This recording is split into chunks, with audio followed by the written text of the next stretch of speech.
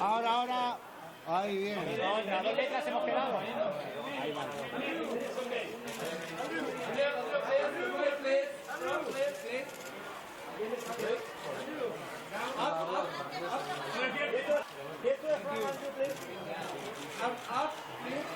Here to the front. To the hand, please.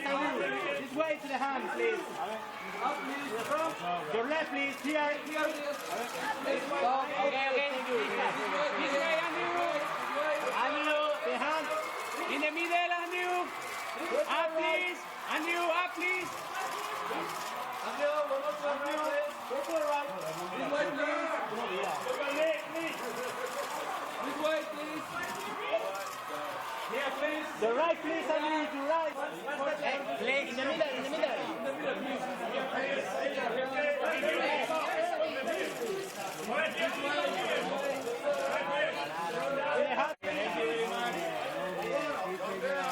Here.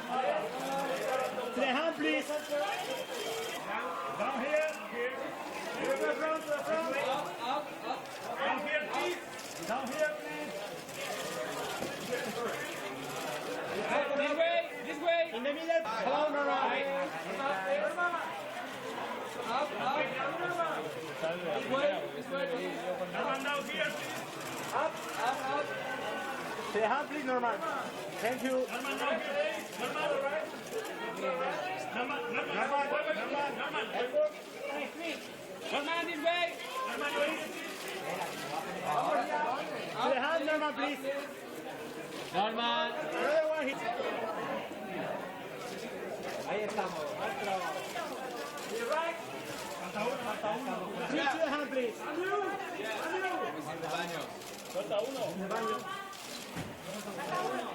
All in front, please. This side, please. To the hand, please. In front up. Yes, front. Right. More together. Venga, manitas para arriba. Venga. In front, please. To the right now. The right, please. The right.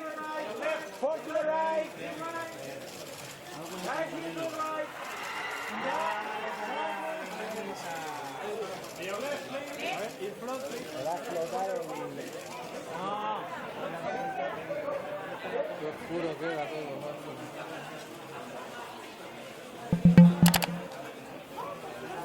Yeah, I think that was his intention.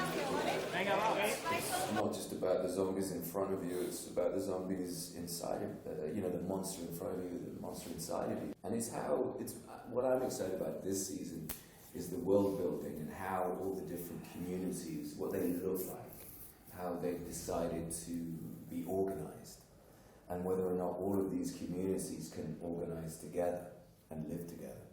Mm-hmm. You know, the graphic novel is a great blueprint that we follow, but we would never want to reproduce it panel by panel because there's no fun in that. We had a lot of time, I think, to think about it. I think Stephen and Michael certainly had a lot of time to think about it, and we gave the audience ample time to make their own assumptions of who or what was going to happen, which I think was kind of fun and interesting, and what a good show should do. I think we've established that Negan has no hard and fast rule about who's in his sights. That's part of his strategy in how he subjugates these people. No one is safe. As soon as you think it's going to be one person, it will be someone else. There's a randomness to it which keeps his enemies on edge. You know, the unpredictability of Negan is power, and that's how he controls others and keeps them under his thumb. And it's been working for him, you know. So there is that unpredictability that Negan could strike at any second, or have his people strike at any second. I think absolutely there's a quality to Negan that is very much kind of the high school bully.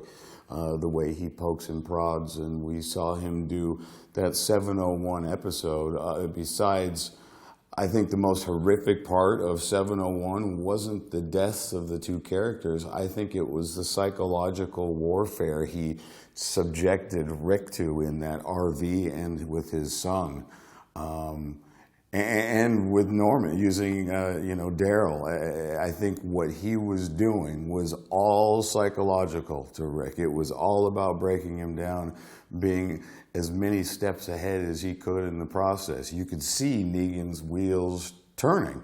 You know, it's an interesting question. You know, are you vulnerable because of love, because you love somebody, or does it make you fight stronger with unity? I mean, that's a central question that we've been sort of riffing on for the last 7 years.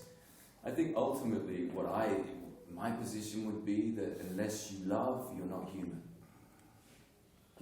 You're not a complete human being. That's what the last episode was so much fun exploring, seeing these two warriors, Michonne and Rick, in love, bringing out qualities in each other that you've never seen before, that they've never been, well, certainly they haven't accessed for a long, long time.